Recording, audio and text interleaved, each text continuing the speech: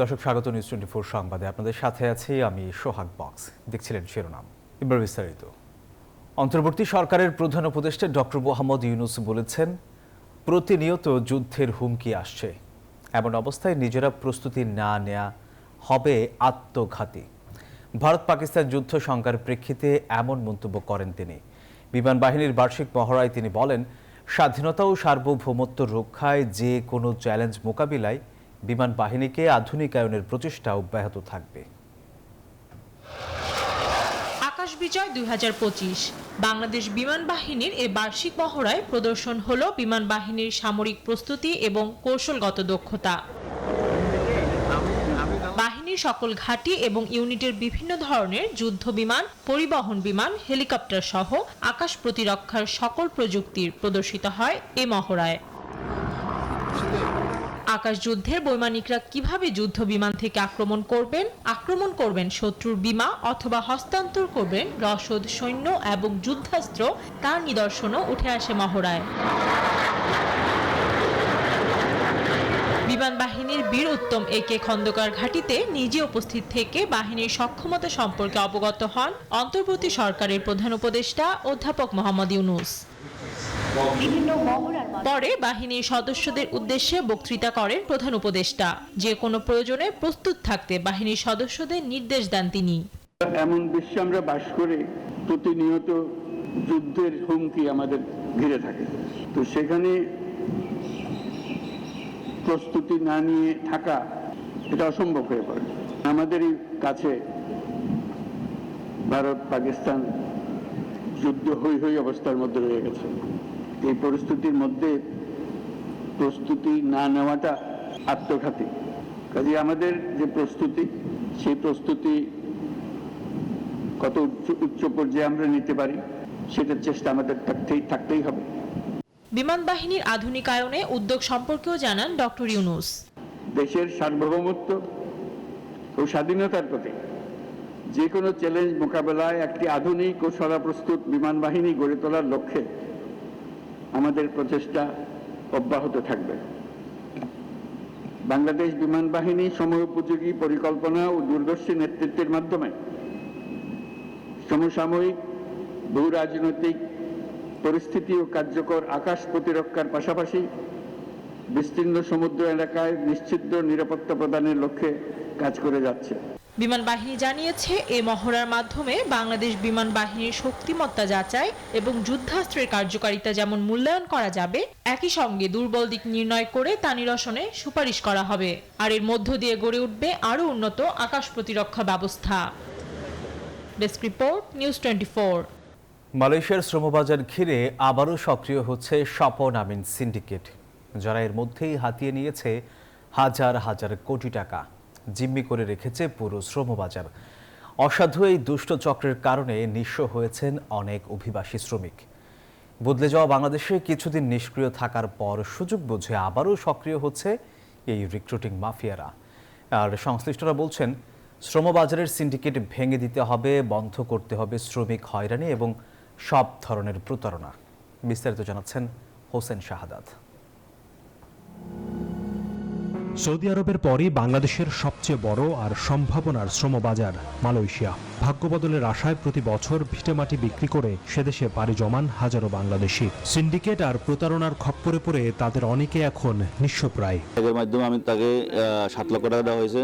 এখন আমাকে বিভিন্ন সময় ডেট দিতেছে যে অমুক ডেটে আমাকে নিবে, কিন্তু না হইতেছে না। আপনারা যোগাযোগ করলে আজকে ফ্লাইট দিব, কালকে ফ্লাইট দিব, পরবর্তীতে আমরা বলছি আমার টাকার দরকার, আমার ফ্লাইট দরকার না। সবার কিন্তু নগদ আর্থিক কম ছিল, জায়গা জমি বিক্রি করার পরে এরা টাকাগুলি দেওয়ার পরে এখনো যাইতে পারে না, ওনারা ভুক্তভোগী। উন্নত জীবনের হাতছানি দেয়া এই বাজারকে অনিয়ম, লুটপাট আর দুর্নীতির মাধ্যমে কলঙ্কিত করেছে স্বপন আমিন সিন্ডিকেট। ফেসিবাদী সরকারের দোসর হয়ে তারা হাতিয়ে নিয়েছে হাজার হাজার কোটি টাকা।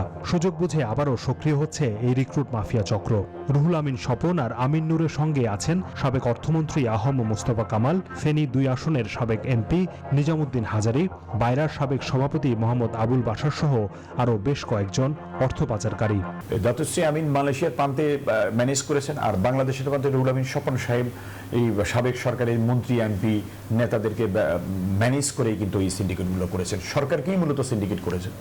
মালয়েশিয়ার 15টা সোর্স কান্ট্রি যারা দেশ থেকে তার লোক নেয়, বাংলাদেশে তাদের একটা কান্ট্রি, তো 14টা কান্ট্রির জন্য একরকম নিয়ম হবে, আর বাংলাদেশের জন্য কেন নিয়ম ভিন্ন হবে? আমার প্রথম প্রশ্ন। এখানে যে এমইউটা হয়েছে, এই এমইউটার মধ্যে একটা বিশাল শুভঙ্করের ফাঁকি রয়ে গেছে। অনুসন্ধান বলছে সিন্ডিকেট করে অন্তত 25,000 কোটি টাকা লুটপাট করেছে আমিন স্বপন আর পতিত স্বৈরাচারের দোসররা। লাইসেন্স নিতে হলে কমপক্ষে 5 কোটি টাকা গুনতে হতো এজেন্সি মালিকদের। সিন্ডিকেটকে কর্মী প্রতি চাঁদা দিতে হতো 1,52,000 টাকা। শ্রমবাজারের এই সিন্ডিকেট থেকে মুক্তি চায় অন্য সব রিক্রুটিং এজেন্সি। সিন্ডিকেটের দুর্নীতি, লুটপাট আর টাকা পাচারের কারণে গত কয়েক বছরে বেশ কয়েকবার বন্ধ হয়েছে মালয়েশিয়ার শ্রমবাজার। তাদের স্বেচ্ছাচারিতার কারণে গত বছরও সব প্রক্রিয়া শেষ করে যেতে পারেনি প্রায় 20,000 শ্রমিক। এখন নতুন করে দেশটিতে শ্রমবাজার চালুর সম্ভাবনা তৈরি হওয়ার পর আবারও সক্রিয় হয়ে উঠেছে পুরনো সিন্ডিকেট। অলরেডি সরকারের বিভিন্ন দপ্তরে তাদের বিরুদ্ধে অভিযোগ আসছে, সিআইডিতে মামলা আছে, দুদকে মামলা আছে। তো এত কিছুর পরেও যারা সিন্ডিকেটের মূল ব্যক্তি, মূল হোতা, তারা কিন্তু এখনো ধরাছোঁয়ার বাইরে, এবং এটার কারণেই কিন্তু তারা আবারও সিন্ডিকেট করার কিন্তু পায়তারা করছে। শুধু তাই নয়, স্বপন আমিন সিন্ডিকেটের অতি মুনাফা লোভের কারণে অনেক কর্মী মালয়েশিয়াতে গিয়ে ঠিকমতো চাকরি এবং বেতন পাচ্ছেন না। বিদেশের মাটিতে অসহায় নিরুপায় হয়ে মানবেতর জীবনযাপন করেন বাংলাদেশি শ্রমিকরা। অনুসন্ধানে জানা গেছে, শ্রমবাজারের সিন্ডিকেট বন্ধ হলে কমপক্ষে 1.5 থেকে 2 লাখ টাকা কম খরচে মালয়েশিয়া যেতে পারবেন শ্রমিকরা। যোগ্যতা এবং সক্ষমতার ভিত্তিতে কর্মী পাঠাতে পারবে বৈধ রিক্রুটিং এজেন্সিগুলো। এছাড়া বারবার বন্ধ হবে না শ্রমবাজার, জনশক্তি রপ্তানিতে কমবে অরাজকতা আর দুর্নীতি, অনিয়ম। আমরা এর আগে দেখেছি যে এটা দলীয় প্রভাবের একটা ছদ্মছায়াতে হচ্ছে যে এই সিন্ডিকেটগুলো তৈরি হয়েছে, কিন্তু বর্তমান সময় কিন্তু আসলে যেহেতু আমাদের এখন কেয়ারটেকার গভর্নমেন্টের একটা সমাজ, যে এখন কিন্তু দলীয় সেই প্রভাবটা না থাকারই কথা, তারপরও কিভাবে তারা করছে, এই জায়গাটাই আসলে আমাদের সিন্ডিকেট ভাঙতে হবে। অভিবাসন সংশ্লিষ্টরা বলছেন, দেশের বৃহত্তর স্বার্থেই শ্রমবাজার সিন্ডিকেট ভেঙে দিতে হবে। আইনের আওতায় এনে নিশ্চিত করতে হবে দৃষ্টান্তমূলক শাস্তি। এর ফলে জনমনে আস্থা ফিরবে, অর্থনীতিতে বাড়বে রেমিটেন্সের প্রভাব। হোসেন শাহাদাত, নিউজ 24, ঢাকা। শ্রমিক এবং মালিক উভয় পক্ষের স্বার্থ অক্ষুণ্ণ রেখে শ্রম আইন সংশোধন করা হচ্ছে বলে জানিয়েছেন শ্রম উপদেষ্টা doctor M Shakhawat Hossain. June মাসে সুইজারল্যান্ডে আইএলওর সাথে বৈঠক শেষে এই সংক্রান্ত আইন চূড়ান্ত করা হবে। করার চেষ্টা করছি, সেগুলো সবার সহযোগিতা দরকার, শ্রমিকের সহযোগিতা দরকার, মালিকদের সহযোগিতা দরকার। সরকার পক্ষ থেকে শুধুমাত্র শ্রম মন্ত্রণালয়ের কাজ নয় এটা, সেখানে ইন্ডাস্ট্রি মিনিস্ট্রি আছে, সেখানে কমার্স মিনিস্ট্রি আছে, তারপরে বিডা আছে, ডেভেলপমেন্টে যায়। তো সবাই মিলে যদি কন্ট্রিবিউট করে তাহলে আমার পক্ষে এটা সম্ভব যে শ্রমিকদের একটু আগিয়ে নিয়ে যাওয়া। মে মাসের প্রথম সপ্তাহেই দেশে ফিরছেন বিএনপি চেয়ারপারসন খালেদা জিয়া। তাকে আনতে কাতার দূতাবাসের সাথে এয়ার অ্যাম্বুলেন্সের জন্য যোগাযোগ করেছে বিএনপি। দলীয় সূত্রে জানা গেছে, মের 4 তারিখ দেশে ফিরবেন সাবেক এই প্রধানমন্ত্রী। তার সঙ্গে দেশে আসবেন 2 পুত্রবধূ। খালেদা জিয়া দেশে ফিরে রাজনীতিতে সক্রিয় হলে রাজনীতিতে নতুন মাত্রা যোগ হবে বলে মনে করছেন দলের নেতারা। সাইফুল ইসলামের রিপোর্ট। গেল 7 জানুয়ারি উন্নত চিকিৎসার জন্য কাতারের আমিরের পাঠানো এয়ার অ্যাম্বুলেন্সে লন্ডন যান বিএনপি চেয়ারপারসন বেগম খালেদা জিয়া। সেদিন দলের নেত্রীকে পথে পথে শুভেচ্ছা জানায় হাজার হাজার নেতাকর্মী। যুক্তরাজ্যের হিথ্রো বিমানবন্দরে পৌঁছানোর পর সেখানে অবস্থানরত বড় ছেলে ও বিএনপির ভারপ্রাপ্ত চেয়ারম্যান তারেক রহমান ও তার পরিবার মা বেগম জিয়াকে উষ্ণ অভ্যর্থনা জানান। 7 বছর পর ছেলে ও পরিবার পরিজনকে কাছে পেয়ে আপ্লুত হন সাবেক এই প্রধানমন্ত্রী। এরপর গেল 4 মাস ধরে লন্ডন ক্লিনিক ও তারেক রহমানের বাসায় থেকে চিকিৎসা নিয়েছেন বেগম জিয়া। শারীরিক অবস্থার উন্নতি হওয়ায় বেশ কিছুদিন ধরেই শোনা যাচ্ছিল দেশে ফেরার প্রস্তুতি নিচ্ছেন বিএনপি চেয়ারপারসন। দলীয় সূত্র বলছে, মে মাসের প্রথম সপ্তাহেই দেশে ফিরবেন সাবেক এই প্রধানমন্ত্রী। এরই মধ্যে এয়ার অ্যাম্বুলেন্সে করে তাকে ফিরিয়ে আনতে কাতার দূতাবাসেও যোগাযোগ করেছে বিএনপি। একাধিক সূত্র নিশ্চিত করেছে, দীর্ঘ 17 বছর পর দেশে ফিরবেন তারেক রহমানের স্ত্রী ডাক্তার জুবাইদা রহমান। সঙ্গে থাকবেন আরাফাত রহমান কোকুর স্ত্রী শর্মিলা রহমানও। মঙ্গলবার পররাষ্ট্র উপদেষ্টা তৌহিদ হোসেন সাংবাদিকদের সঙ্গে আলাপে জানিয়েছেন, বিএনপির আবেদনের প্রেক্ষিতে বেগম জিয়াকে দেশে ফেরাতে এয়ার অ্যাম্বুলেন্স প্রস্তুত করার কাজ করছে মন্ত্রণালয়। উনি আসবেন, শীঘ্রই আসবেন। বিএনপি চেয়ারপারসনকে বিমানবন্দরে বরণ করতে প্রস্তুতি শুরু করেছে দলটি। দলের সিনিয়র নেতারা বলছেন, সুস্থ থাকলে রাজনীতিতে সক্রিয় হতে পারেন আপোষে নেই নেত্রী। বেগম জিয়াই তো হলো এই দেশের ঐক্যের একমাত্র প্রতীক। উনি আসলে তো রাজনীতির একটা ভিন্ন মাত্রা তো পৌঁছাবে, এটা স্বাভাবিক।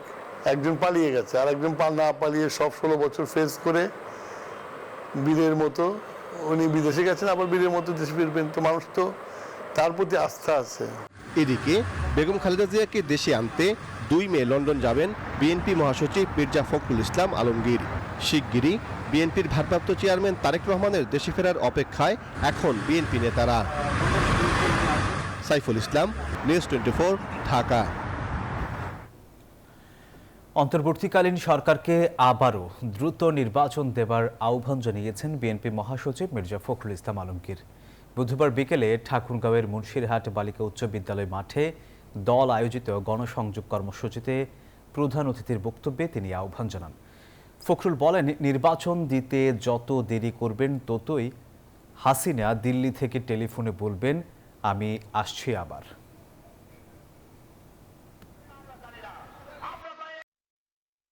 সরকারকে বলতেছি, আপনিও দয়া করে এটা তাড়াতাড়ি করেন। তাড়াতাড়ি করলে কি হবে, যে জনগণ ভোট দিয়ে তারা নিজস্ব সরকার তৈরি করতে পারবে। যত দেরি করবেন তত হাসিনা দিল্লিতে খালি ইউটিউব করলে আমি আসতেছি আবার, টপ আসতেছি, কবে না। রোহিঙ্গাদের জন্য মানবিক করিডোরের বিষয়ে জাতীয় সংলাপ প্রয়োজন, এমন মন্তব্য করেছেন জাতীয় নাগরিক পার্টির আহ্বায়ক নাহিদ ইসলাম। বুধবার ইসলামী আন্দোলন বাংলাদেশের সাথে বৈঠক শেষেই কথা জানান তিনি। আর এদিকে বগুড়ায় এক সমাবেশে দলটির আরেক নেতা সার্জিস আলমের উপস্থিতিতে সংঘর্ষের ঘটনা ঘটে। রাখাইনে ত্রাণ পাঠানোর জন্য মানবিক করিডোর দিতে বাংলাদেশের প্রতি অনুরোধ জানিয়েছিল জাতিসংঘ। সংস্থাটির এই প্রস্তাবে সম্মতিও দিয়েছে বাংলাদেশ। তবে করিডোর বিষয়ে সিদ্ধান্ত গ্রহণের আগে সব রাজনৈতিক দলের সঙ্গে আলোচনার দাবি জানায় বিএনপি, গণসংহতি সহ বিভিন্ন রাজনৈতিক দল। সেই তালিকায় এবার যুক্ত হলো জাতীয় নাগরিক পার্টি, এনসিপিও। সংস্কার এবং নানা ইস্যুতে বুধবার গণসংহতি আন্দোলন এবং ইসলামী আন্দোলনের সাথে বৈঠক করে জাতীয় নাগরিক পার্টি, এনসিপি। বৈঠক শেষে নাহিদ ইসলাম বলেন, মানবিক করিডোর নিয়ে সাংবাদিকদের এক প্রশ্নের জবাবে নাহিদ ইসলাম জানান, এই বিষয়ে সিদ্ধান্ত নিতে জাতীয় সংলাপ প্রয়োজন। এই মানবিক করিডোরের বিষয়ে বিভিন্ন রাজনৈতিক দল কনসার্ন দেখিয়েছে, বক্তব্য দিয়েছে। আমরা সেই বক্তব্যগুলোর সাথে একমত পোষণ করছি যে এরকম একটা গুরুত্বপূর্ণ বিষয়ে সিদ্ধান্ত নেওয়ার জন্য অবশ্যই রাজনৈতিক দলগুলোর সাথে আলোচনা করে নেওয়া প্রয়োজন ছিল। আওয়ামী লীগ নিষিদ্ধের দাবিতে বগুড়ায় সমাবেশে যোগ দেন এনসিপির আরেক নেতা সার্জিস আলম। পরে তিনি বলেন, ঐক্যবদ্ধভাবে আওয়ামী লীগকে প্রতিহত করা হবে। যেই দলের নেতৃত্বে আওয়ামী লীগ এবং হাসিনা তার আওয়ামী লীগ, যুবলীগ, ছাত্রলীগের সকল সন্ত্রাসীকে একসাথে নিয়ে বাংলাদেশে এমন একটি গণহত্যা হয়েছে, আমরা তাদের সকল রাজনৈতিক কর্মকাণ্ড নিষিদ্ধের দাবিতে আজকে এই রণক্ষেত্র বগুড়ার মাটিতে দাঁড়িয়েছি। এদিকে আওয়ামী লীগের বিচার ও রাজনৈতিক কার্যক্রম নিষিদ্ধের দাবিতে আগামী 2 মে এনসিপির সমাবেশকে কেন্দ্র করে রাজধানীতে লিফলেট বিতরণ করেছে এনসিপির দক্ষিণ অঞ্চলের মুখ্য সংগঠক হাসনাত আব্দুল্লাহ। মাজহারুল ইসলাম, নিউজ 24, ঢাকা। নারী বিষয়ক সংস্কার কমিশনের প্রস্তাবকে ইসলাম বিদ্বেষী ও জনবিচ্ছিন্ন উল্লেখ এবং তা প্রত্যাখ্যান এবং অবিলম্বে কমিশন বাতিলের দাবি জানিয়েছেন ইসলামিক দলগুলো। বুধবার সকালে জাতীয় উলামা মাশায়েখ আইম্মা পরিষদের উদ্যোগে নারী বিষয়ক সংস্কার কমিশনের ইসলাম ফোবিয়া করণীয় শীর্ষক সেমিনারে এই দাবি জানান তারা। নারী বিষয়ক সংস্কার কমিশনের অনেক প্রস্তাব স্ববিরোধী, এমনটি উল্লেখ করেন জামায়াতে ইসলামের আমির ডাক্তার শফিকুর রহমান। অনুষ্ঠানে ইসলামী আন্দোলনের আমির, বাংলাদেশ খেলাফত মজলিসের আমির সহ বিভিন্ন রাজনৈতিক ও সংগঠনের নেতৃবৃন্দ উপস্থিত ছিলেন।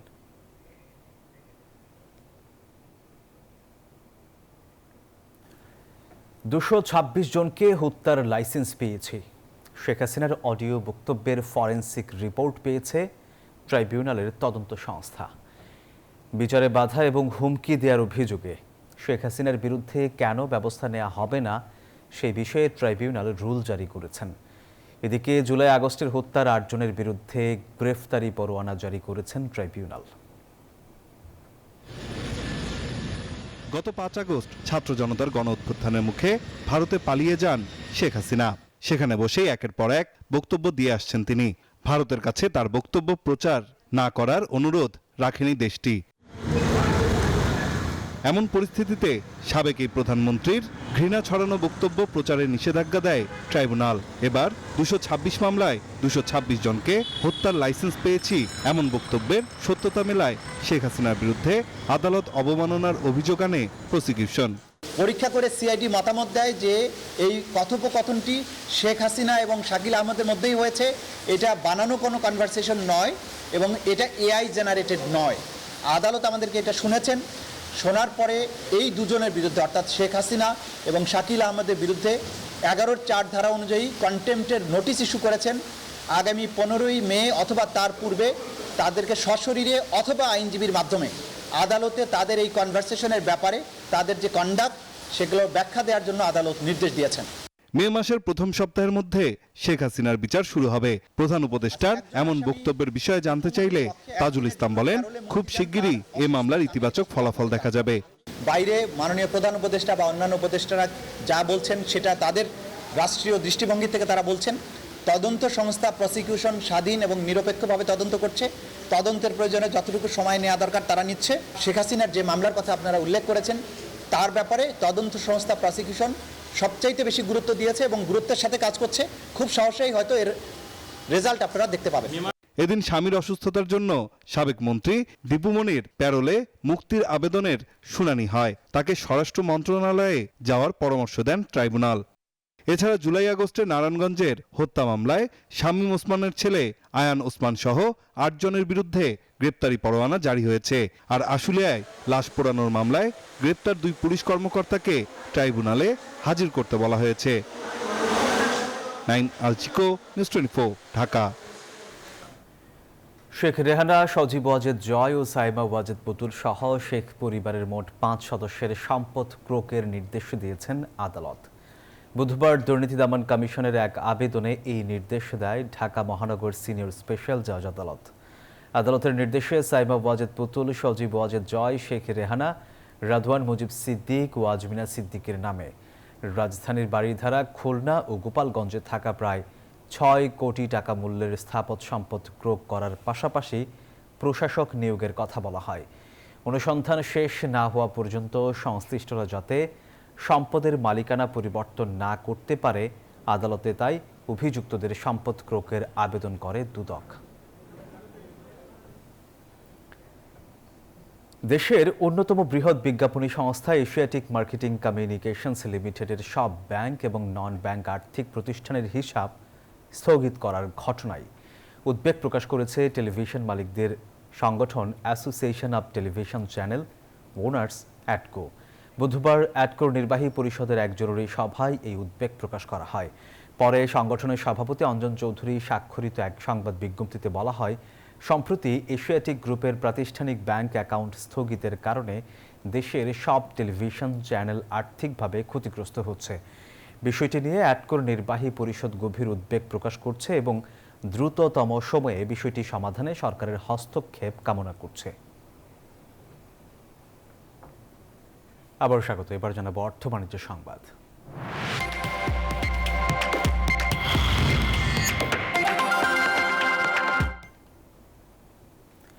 রাজস্ব বাড়ানোর চাপে আছে সরকার, তাই কর ছাড় থেকে বেরিয়ে আসার পক্ষে অর্থ উপদেষ্টা সালেউদ্দিন আহমেদ।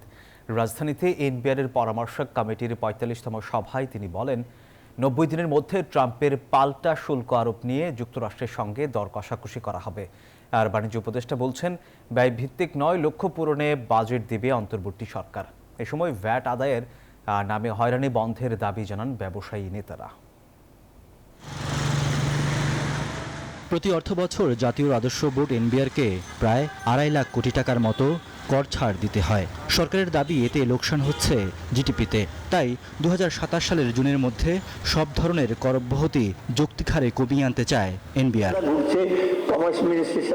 এমন সিদ্ধান্তের মধ্যেই ব্যবসায়ী নেতাদের অভিযোগ, ব্যবসা বাণিজ্যে বেড়েছে আমলাতান্ত্রিক জটিলতা, শুল্ক জমাতেও দিতে হচ্ছে ঘুষ।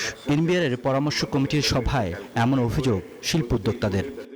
মাঝে মাঝে দেখা যায় ট্যাক্স হয়েছে 30,000 টাকা, ঘুষ হচ্ছে 50, ধরুন আমি ট্যাক্স 30,000 মধ্যে সাইড়ে যাই, 50 তো বেশি, কেন আপনারা আপনাদের ঝামেলা বাড়াবেন? ভ্যাটের ক্ষেত্রে দুবার আছে 7.5%, আবার আছে 15%, মোট 22.5% আমাদের ভ্যাট আরোপ করা হয়। ভ্যাটের কিছু ওই যে 6.5, 6.3 আরও কোন কিছু ফর্ম দেওয়া আছে যেগুলো আমাদেরকে মেনটেন করতে বলা হয়, কিন্তু আমি কখনোই এটা বুঝতে পারি নাই বা এনবিআর বা কেউ আমাদেরকে এটাকে বুঝায় নাই যে কেন এটা রাখতে হবে। এ সময় উপস্থিত অর্থ উপদেষ্টা বলেন, আগামীর অর্থনৈতিক বাস্তবতা মোকাবেলায় রাজস্ব বাড়ানোর বিকল্প নেই। যুক্তরাষ্ট্রের শুল্ক ইস্যুতে উপদেষ্টা জানান, 90 দিন পর দেশটির কাছ থেকে আরও সময় চাওয়া হবে।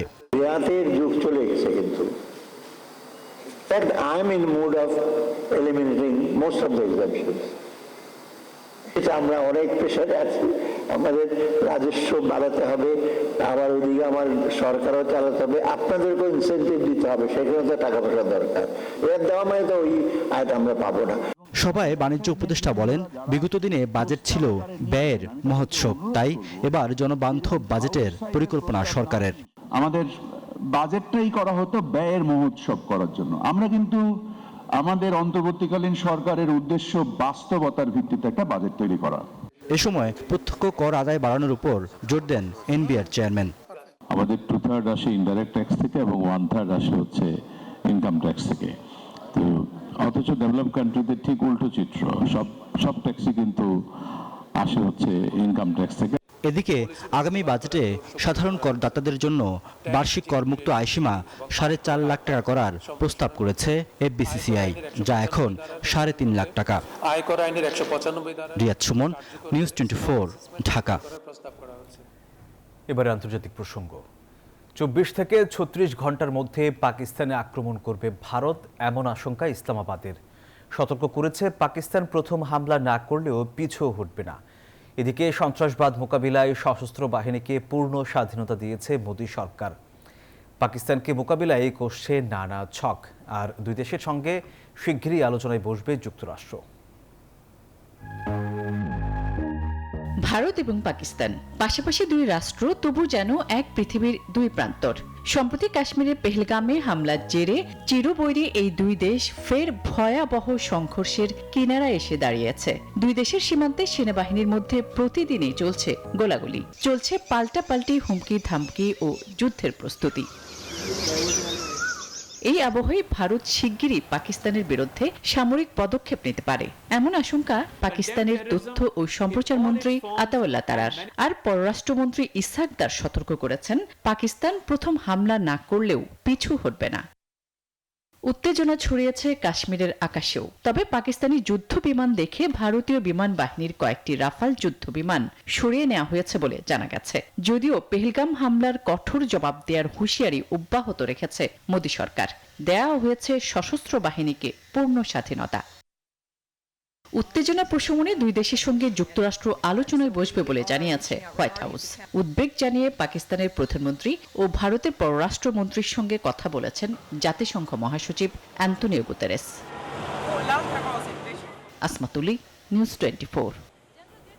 দর্শক, এই ছিল নিউজ 24 সংবাদে। এতক্ষণ সাথে থাকার জন্য ধন্যবাদ সবাইকে।